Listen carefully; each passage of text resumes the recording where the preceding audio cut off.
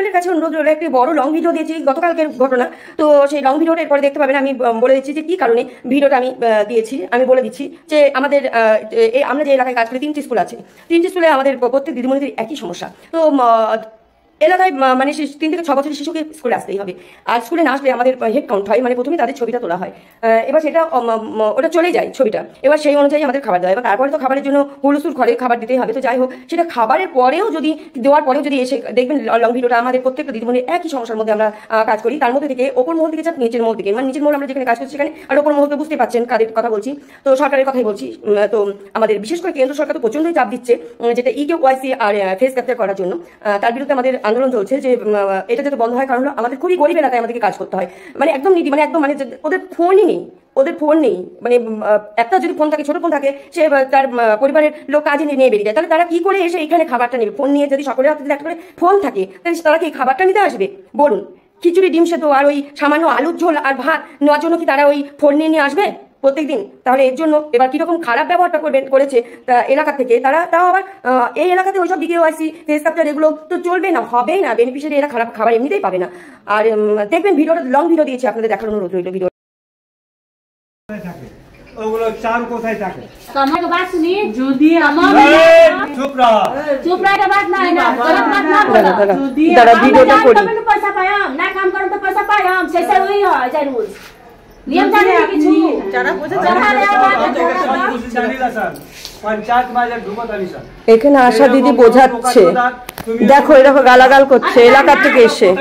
এটা আমরা স্কুলে না, हम तो कैसे मिले रहोगे? घर जाके पहुंचा दी না, तो फिर ये गलत नहीं बोला तारा, गलत नहीं की बोलो। बोलो दीदी मुनी का घरे जा रहा है, पहुंचा दी। घर का आदमी आके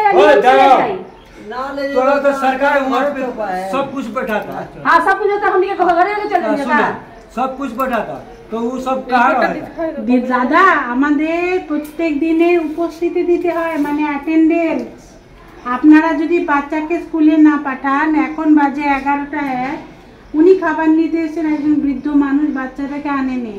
আমাদের এখানে কারণ হচ্ছে বাচ্চাটা পড়বে তারপরে খাবারটা পাবে। আর যখন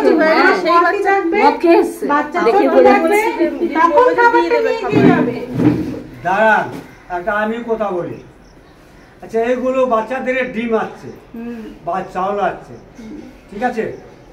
আচ্ছা, এগুলো ডিম যদি বাচ্চা যদি 2 দিন যদি আসতে পারে না, বৃষ্টি আছে বা কিছু মদ খেয়ে আছে, ঠিক আছে?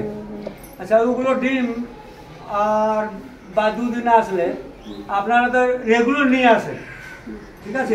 রেগুলার নিয়ে আছে, এই রুবা রেগুলার নিয়ে আসে না, রেগুলার যে বাচ্চা যা হয় ওই হিসাব আছে, সেই কথা বাচ্চা জানা গেলা। আমিও কে লিখ করে রাখিলা স্যার। আচ্ছা শোনো দাদা, আমি ভালো করে বুঝিয়ে বলি।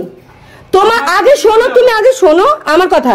তোমার তুমি শোনো, তুমি নর্মাল অবস্থাতে নেই, আমি তবু তোমাকে বুঝিয়ে বলছি। তোমার বাড়িতে ধরো 4 জন আছো, 2 কোথাও বেড়াতে গেলে, তুমি বাড়িতে শোনো চাল কিনে রাখলে, এক মাসের জন্য চাল কিনে রাখলে, হ্যাঁ? এবার তুমি 15 দিনের জন্য, শোনো, 2 জন তোমাদের 15 দিনের জন্য বেড়াতে গেল, তাহলে কি তুমি খরচ করলে সেই চালটা 15 দিনের আর 4 জনের করে কি রান্না হলো প্রত্যেক দিন তোমার বাড়িতে? পড়ে থাকবে তো না, ডিম আমাদেরকে কিনতে হয়। শোনো শোনো, ডিম আমাদেরকে কিনতে হয়, সরকার পয়সা দেয়। সরকার যেই পয়সা দেয়, ডিম এখন বাজারে কত করে?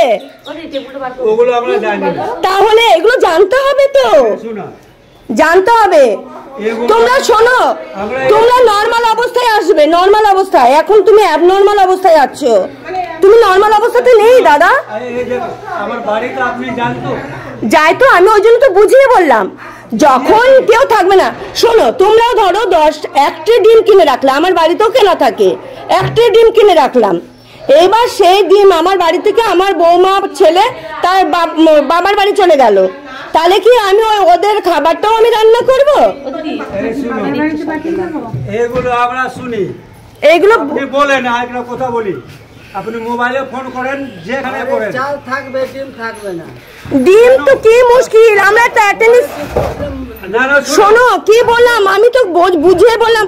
তুমি তো তুমি না আমরা তো ডিমটা কিনি লেখাপড়া করেছি। হ্যাঁ ওই জন্য তো মদ খেয়ে এসছো তাই না, ওই জন্য মদ খেয়ে এসছো, লেখাপড়া করে স্কুলে মদ খেয়ে আসে কেউ?